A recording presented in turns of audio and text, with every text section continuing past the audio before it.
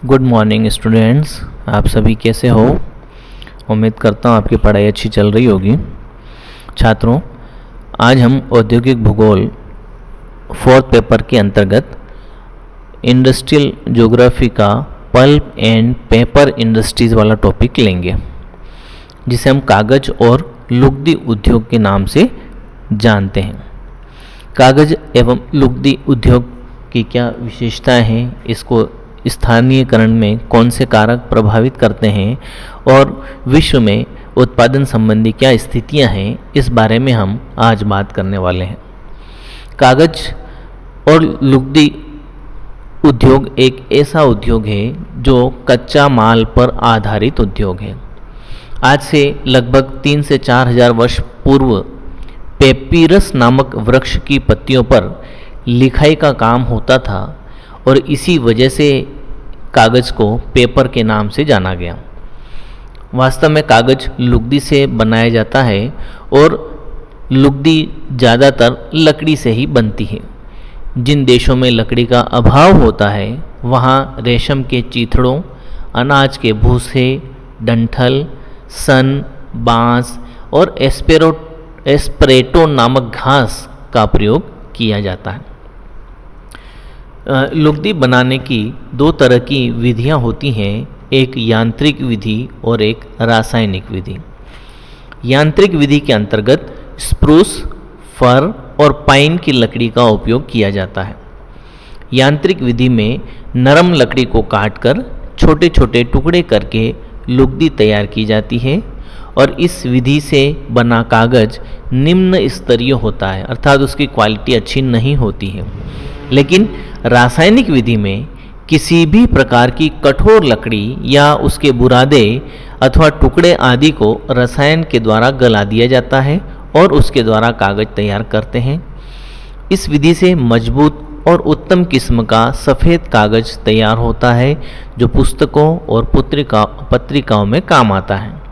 वर्तमान में अखबारी कागज़ का निर्माण लकड़ी से तैयार लुगदी द्वारा करते हैं, जिसमें 70% यांत्रिक और 30% रासायनिक विधि से तैयार लुगदी का मिश्रण कर अखबार और अन्य निम्न स्तरीय कागज़ बनाए जाते हैं।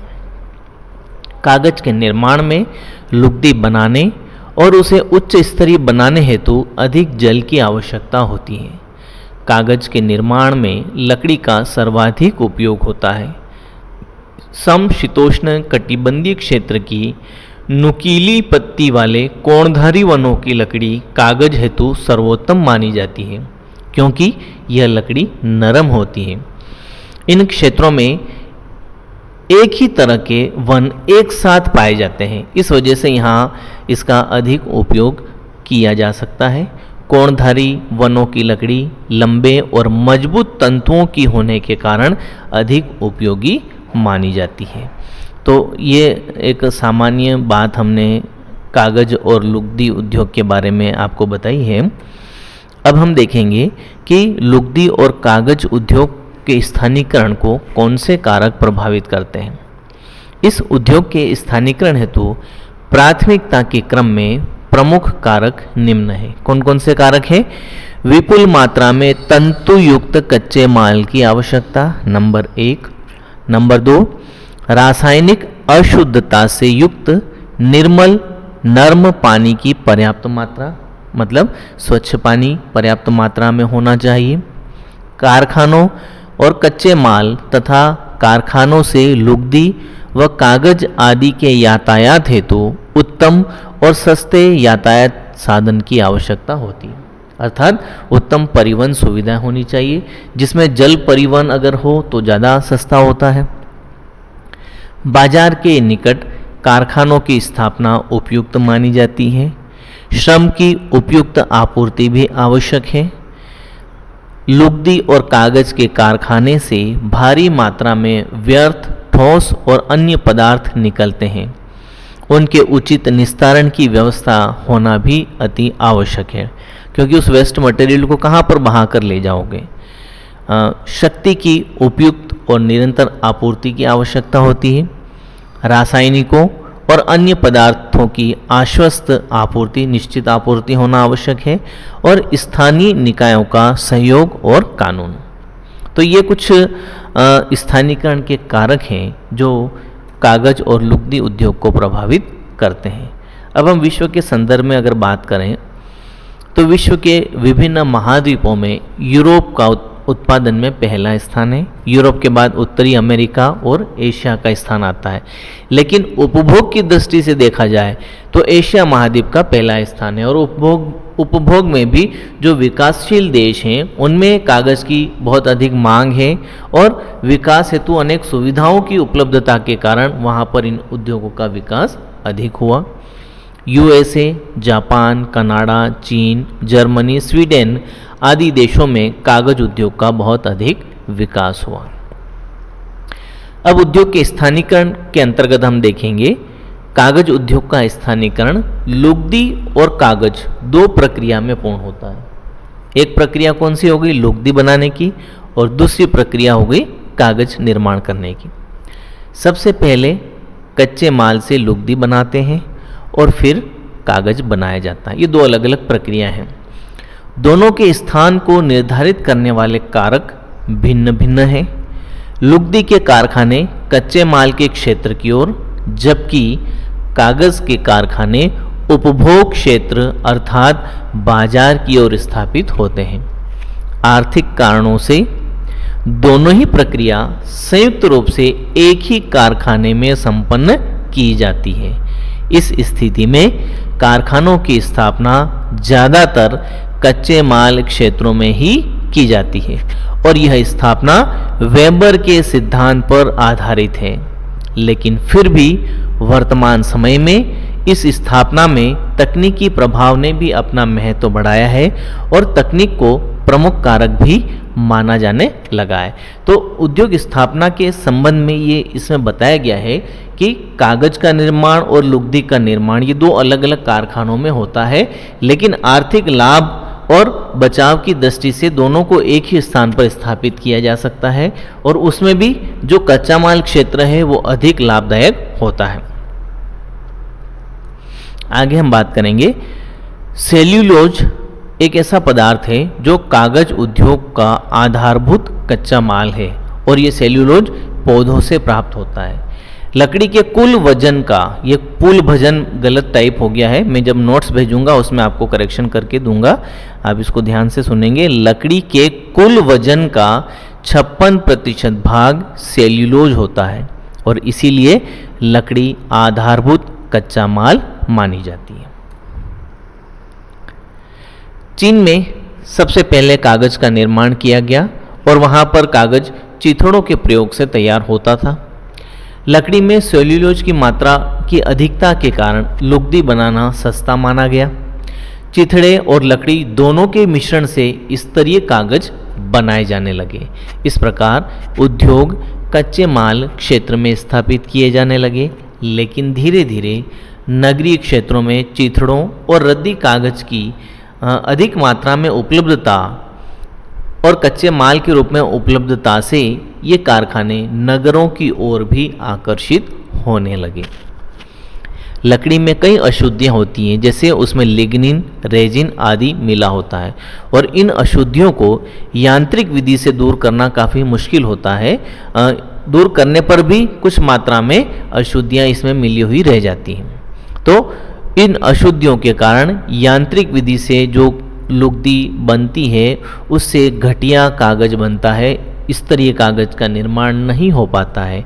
इसी वजह से उत्तम कागज के निर्माण हेतु चिथड़े प्रयुक्त होने लगे। चिथड़ों के बाद यूएसए में सल्फाइड नामक प्रक्रिया की शुरुआत हुई, जिससे उत्तम किस्म की लुगदी का निर्माण होने लगा। अब लकड़ी बाहुल्य क्षेत्रों में लुगदी का निर्माण बाजार की ओर तथा उसका परिवहन कर बाजार में ही कागज कारखाना स्थापित होने लगा। इस बात को आप अच्छे से समझ लें, जिन क्षेत्रों में लकड़ी की अधिकता है वहाँ पर लुगदी निर्माण बाजार की तरफ होता है, लेकिन होता कहाँ पर है? कच्चे माल क्षेत्र में, और वहाँ से उसका परिवहन कर लुगदी को बाजार तक पहुंचाया जाता है और वहां पर कागज का कारखाना लगाया जाता है जहां पर कागज तैयार होता है। इस प्रकार वन क्षेत्रों में लुगदी और बाजार क्षेत्रों में कागज के कारखानों की स्थापना होने लगी। क्लियर हो गया?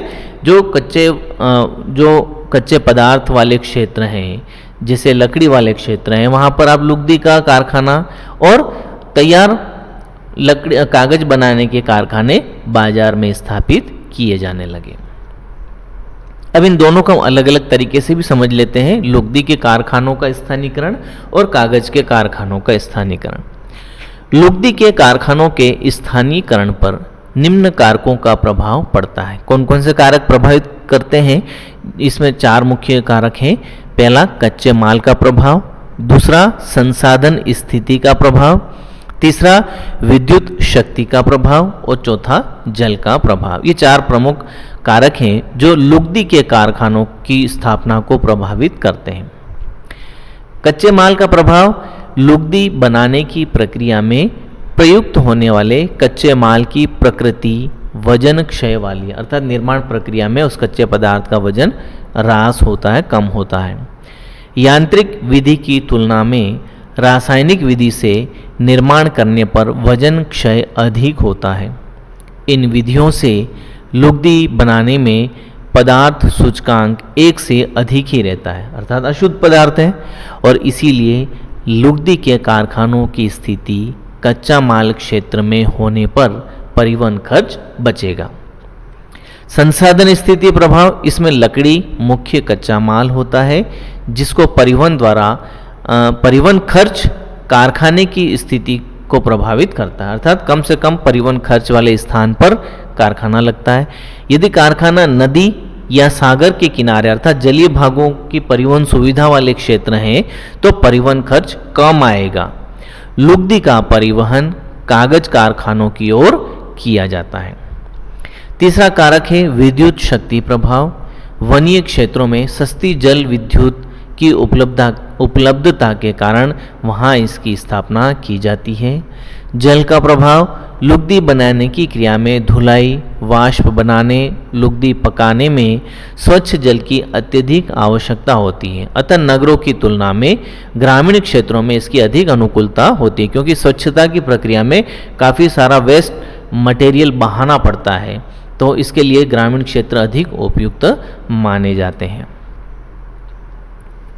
अब हम बात करेंगे कारखाना की स्थिति को निर्धारित करने वाले कारक कौन कौन से हैं।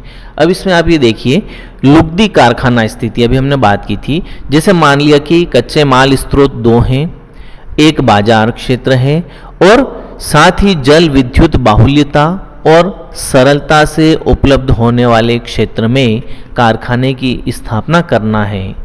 और पानी कैसा होता है? स्वभाव से ही सर्वत्र सुलभ पदार्थ हैं। ईंधन वहाँ उपस्थित जो भी आराम मशीनें वहाँ से मिल जाता है। ऐसी स्थिति में कारखाने की स्थापना अल्फ्रेड वेबर द्वारा दिए गए सिद्धांत के आधार पर की जा सकती है। क्या सिद्धांत था उनका? हम पहले पढ़ चुके हैं इस बारे में। अब इस सिद्धांत को इस तरीके से इन्होंने समझाने का प्रयास किया है। इसके लिए मैं आपको अगले वीडियो की ओर ले जाता हूँ ताकि आपको अपलोडिंग में काफ़ी दिक्कतें नहीं आएगी।